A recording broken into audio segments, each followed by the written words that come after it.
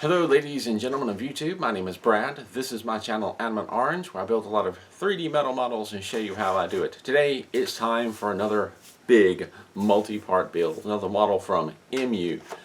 I've already built Megatron. It's time to build Optimus Prime. Yes, I'm just going to go ahead and cover my face because this box is so big and honestly a little beat up from mailing all the way from China, but the insides are still pretty good. It's got some cushioning to it. Looks like everything is still intact. This is going to be a multi-part build, and I'm going to do like I did with Megatron. I'm going to have several videos focusing on the build of this.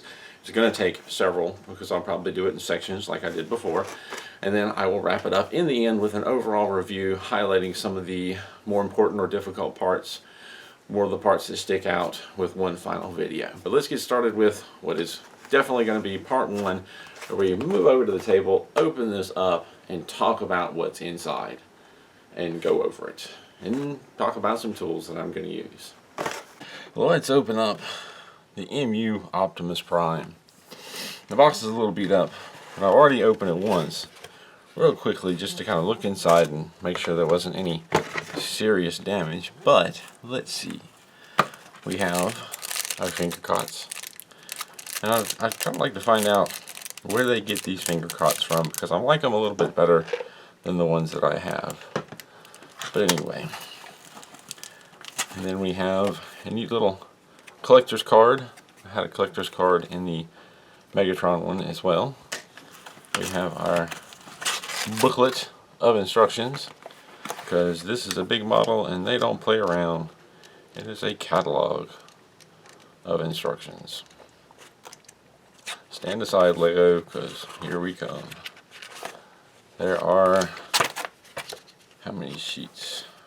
Pages. Looks like there's 66 pages.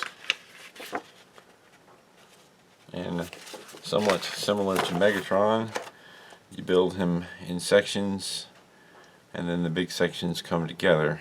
You've got a plate that goes on the lower torso. No. Yes. Torso's in 3 pieces. So it's like a midsection, a lower section, and then the upper section with the head come together. These little plates, then legs, then the other leg, and more plates, and then an arm, the other arm and gun, and more plates, and there you go. Alright. Yeah, let's see. This is like before in the beginning.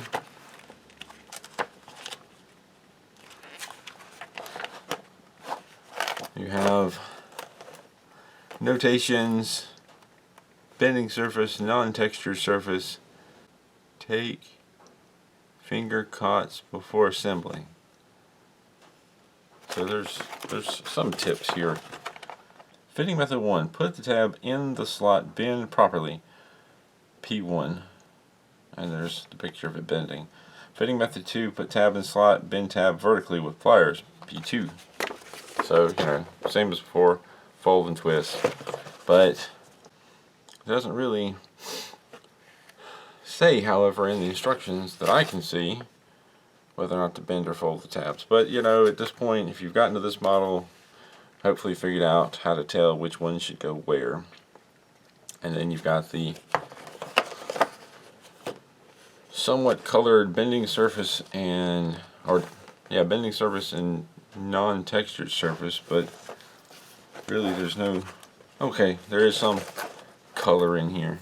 Okay, you know what, if that said that in the Megatron, I just kind of missed it and did my best guess. So these gray areas on the inside are supposed to be non-textured surface, and these slightly beige color are areas that bend, kind of like in Metal Earth and Iconics. The red areas are areas that are bent and folded.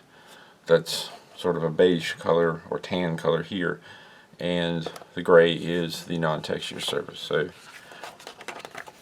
there you go. And then that's what that's basically saying. And then you've got your sheets. So there's 1, 2, 3, 4, 5, 6, 7, 8 sheets in this particular model, which I believe is about the same as Megatron. So let's look. We've got the one small gold sheet that we saw at the end before, and these are all covered in plastic. We've got the blue sheet, kind of small blue sheet, and then it looks like the rest of them may be larger sheets. Nope. There's a big blue one. There's a small black one. There's a big black one. There's a big red one. There's a small silver one. And there's a big silver one. So, how do we tell which is which? It's not perfectly obvious which sheet is which. I'm guessing this is a larger sheet because it's crammed full of smaller parts, and this is one of the smaller sheets because the parts are bigger. But I could be wrong, so you're basically just going to have to... Actually, you know what? Never mind. Let's see. Okay, here we go. There's A. Okay. It's taking me a little while to decipher, but I'm guessing this is the bigger sheet with A. There's an A right here in these little square boxy areas. Down here, you have to kind of turn it sideways. This is B. This is, I'm guessing, a slightly smaller sheet. And let's see, this one, where's the boxes? There's C, D, E. You have to turn that one sideways. And then F, and G is here sideways, and H. That was off camera. G is here sideways, and there's H. So, I will probably do like I did with Megatron, is I will have a side table. You don't really see that in the camera, but I'll have a side table over here, and I'm going to get sheets of printer paper, just blank sheets of paper, any paper I guess will do, and take these out of the bag and lay them in order, separated by a piece of paper to the side, so that I can, and then have beside that another piece of paper so that I can shuffle. Alright, so I've got it stacked up.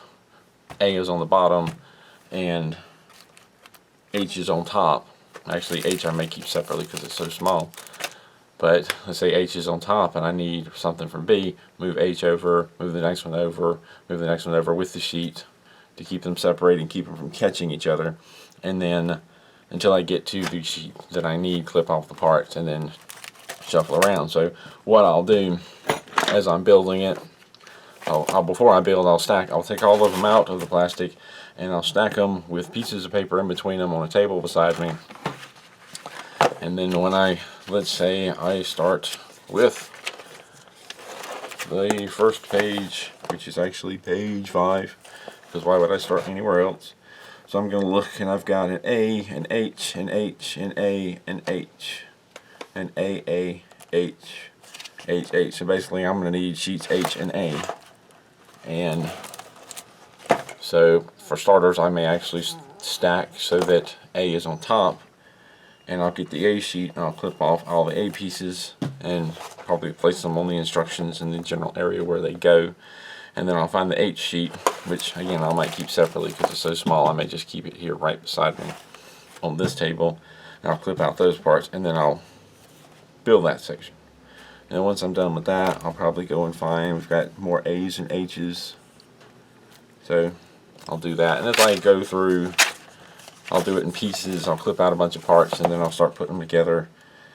But I'll try to do it in such a fashion that, you know, I'll find all the parts on one sheet and then looking what other sheets do I need, and I'll get to that sheet and I'll try to do them in order so that I'm not flipping back and forth any more than I have to, if that makes any sense.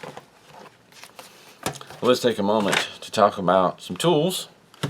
And this is going to take several videos to put together, but let's talk about some tools, and I'm going to organize these sheets and get set up and start putting this model together.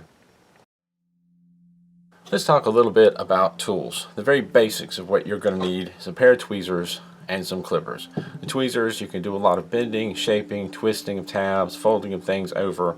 The clippers are going to help you get the pieces out of the sheets cleanly and easily by clipping them out instead of trying to bend them out, which can cause damage.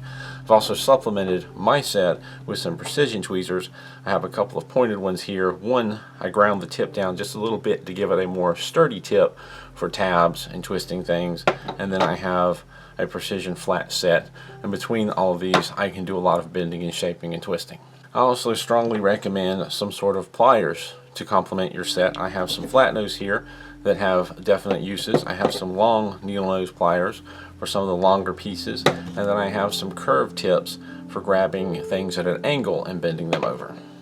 For shaping round shapes, you'll find that I frequently use tools like this. These are 3D printed tools that I designed and printed for making round shapes and cone shapes. But you can use things around the house like pens, pencils, maybe large sewing or crafting needles. You can pick up some dowel rods at a craft store or hardware store, or an inexpensive drill bit set from the discount bin, and use the flat ends to do your shaping. And with the dowel rod, you can sharpen one end with a pencil sharpener, and that will give you some cone shaping as well. Another option for rounding parts, especially larger parts, is sockets. Maybe you have some sitting around already, maybe you know someone that will loan you a few, or maybe just pick up a really cheap set. For shaping dome or ball shapes, I will use this tool right here. This is another 3D printed tool that I designed that has different dome shaped ends for shaping things. But in lieu of this, you can use something as simple as a marble or a bead that you may have around the house. These can be a little bit difficult to hold on to. You can also pick up this inexpensive and odd little fondant set that I found on AliExpress that has, well, ball-shaped ends, which serve the same purpose. I have a sculpting set here that I occasionally use, and they have all kinds of different shaped ends on them. Some flat, some angled, some spoon. There's a couple of hooks. They're useful for reaching in and bending and pushing and pulling tabs and shaping parts from the inside.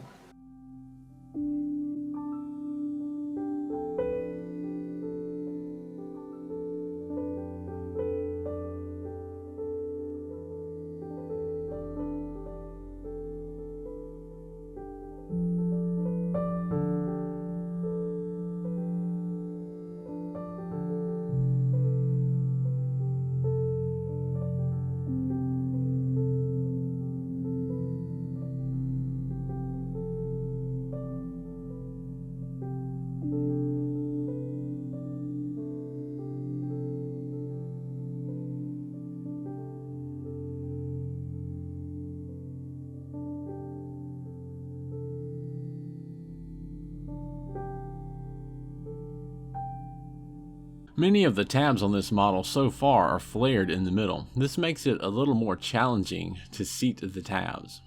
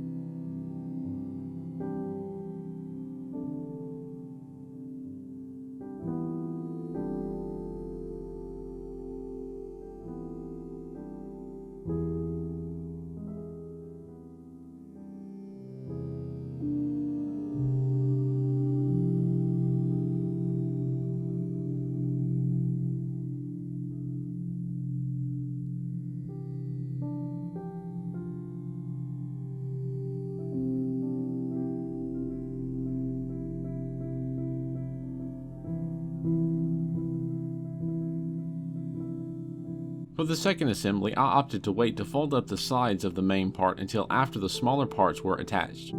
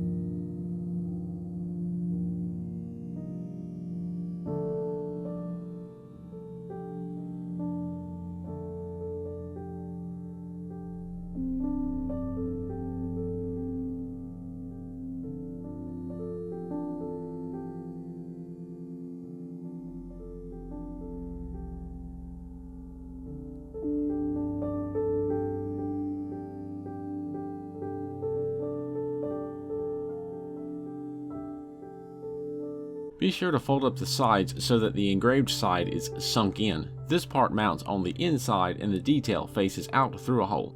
Also note that one end of this gold part is angled a little, so make sure you match up the angled sides when mounting it.